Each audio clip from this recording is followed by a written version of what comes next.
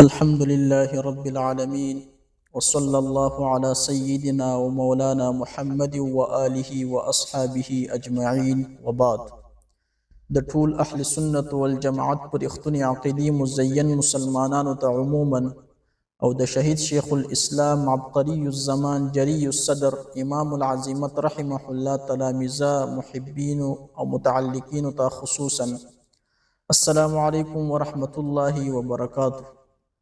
لکه څنګه چې خفینه ده چې غرب هماغه د ابلیس مکر په لار اچولی. ابلیس د نوح علیه السلام قوم ته تصویرونه مجسمې جوړې کړې. نتیجه دا شوه چې هغه امت په لویه فتنه شرک کې اخته کړ. اسلامي امت تلپاتې امت دی. موږ منځلارې امت یو. موږ په نورو امتونو ګواهان یو. ځکه خو له موږ دا توقع ده چې فولادي عقیده ولرو. دا امت صرف په کلکه عقیده متحد کېدی شي. د دې عقیدې لپاره زموږ کار دا دی چې په نیکۍ امر وکړو او له بدۍ منع وکړو او په الله پاک کلک ایمان ولرو. قوله تعالی کنتم خیر امة اخرجت للناس تأمرون بالمعروف وتنحون عن المنکر وتؤمنون بالله. د لا اله الا الله عقیدتي او فکري غوښتنه څه ده؟ د همدې عقیدې په خاطر د جنگ بدر په ورځ ابو حذیفه رضی الله عنه د خپل پلار عتبه خلاف ولاړو. ابو بکر صدیق رضی الله عنه د خپل زوی عبدالرحمن خلاف ولاړو. عمر رضی الله عنه د همدې عقیدې په خاطر خپل ماما عاص بن هشام قتل کړ. مونږ ته الله پاک په دین اسلام عزت را کړی. اسلام زمونږ د ژوند سرچینه ده او باید د علیه السلام پر رسالت منګولې خښې کړو. د دې دین لاره کې مړه شو ځکه الله پاک زمونږ عزت همدې پورې تړلی دی او د الله پاک فیصله د بدلېدو وړ نه ده. زمونږ د ژوند قانون شارع حقیقي موږ ته همدا دین اسلام خوښ کړی او همدا موقف زمونږ د اسلافو هم او ویل به اعزنا الله بالاسلام فان ابتغینا غیر الاسلام دینا اذلنا الله. نو پکار دا ده چې د دې دین دښمنان موږ امت ته ور وپېژنو په دې عظیم فرصت کې چې په هیواد کې مو په حقیقي معنا اسلامي نظام دی او امن دی او امن هغه قیمتي دولت دی چې الله پاک بار بار اشارتن ذکر کړی دی. الذين آمنوا ولم يلبسوا ایمانهم بظلم اولئک لهم الامن. ابراهیم علیه السلام هم اولا دعا کې همدا د امن خبره کوي. وإذ قال ابراهیم رب جعل هذا بلدا آمنا. او رسته هغه به د اقتصاد او د ژوند خبره کوي. ورزق اهله من الثمرات من آمن منهم.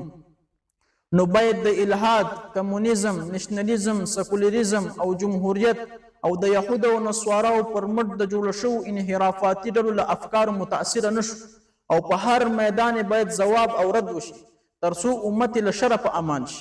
او پاتې شو حنفیت او دیوبندیت لکه څنګه چې اظهره ده چې حنفیت د قرآن او سنت صحیح معیاري تشریح ده. دارنګه دیوبندیت په نن عصر کې په مقابله د انحرافاتي ډلو کې د حنفیت مدلله تشریح ده او کوم مستقل مذهب او دین نه ده او نه د کوم فرد واحد د نظریه تحمیل ده. ګوري زمون والد رحمت الله تعالی علیه د همدې رښتونی عقیدې په خدمت او دفاع کې ټول امت ته د غیرت یو عظیم داستان ده. کما لا يخفى علیکم چې مخالفین هم په دې گواه دي. الفضیلة ما شهدت بها الاعضاء. شهید شیخ صاحب هیڅ چا سره په دې دین سودا نه ده کړې او د هر ضال او مدل په خلاف تیره بې پوښه توره وه. حق ویه او د دې حق ویلو سره په شان د خپلو اسلافو حضرت علی رضی الله عنه، امام ابو حنیفه رحمه الله، امام احمد رحمه الله، شیخ الهند رحمه الله، حسین احمد مدنی رحمه الله خاورو ته لاړو او ټول امت ته د غیرت درس پرېښودو. ای هر هغه څوک چې ځان د اهل سنت والجماعت د رښتونې عقیدې ته وفادار ګڼي همدا مو د نجات لار ده، همدا د تګ لار خپله کړئ. شهید شیخ صاحب رحمه الله هغه څوک چې ټول ژوند د الله په لار کې تیر کړ او د حق په دفاع کې د غرب د هیڅ یو ایجنټ د ګواښ پروا ونه کړه. په خپلو لیکنو فصیحه ژبه د ډېرو مسلمانانو په زړونو کې د اسلام د لوړتیا مینه وخندله. امت ته د لوړتیا، عزت، سرخندنې احساس ورکړ او د غربي مدنیت د بې رحمه وحشي برید پر وړاندې ودرول. د سرکشانو غشي مات کړل او د انګریزي استعمار مریان لارې ته راوستل.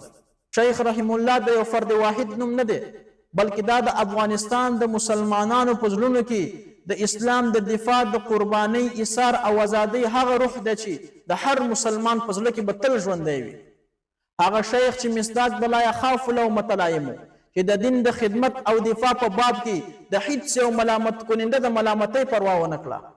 سر ته رسول هیلې د شهید شیخ صاحب تاسو زده کوونکو او د اسلام داعیانو پورې تړلي دي، د اسلام د خپرولو او د الله پاک د کلمې د لوړولو په باب. زموږ عزت همدې قرآن پورې تړلی دی چې عمل پې وکړو. فقوله تعالى لقد انزلنا اليكم كتابا فيه ذكركم اي في عزتكم وسعادتكم وشرافتكم. ځکه همدا زموږ منهج دی او په همدې به سر راټولیږو او همدا مو د عمل ځای دی. شهید شیخ صاحب رحمه الله د اتحاد بین المسلمین قائلو، هغه به خلق وحدت ته رابلل او موږ هم باید خلق له تفرقه بازۍ نه وساتو، خو دا هر څه په فولادي نه خمیدونکي عزم او قوي ایمان سره کیږي.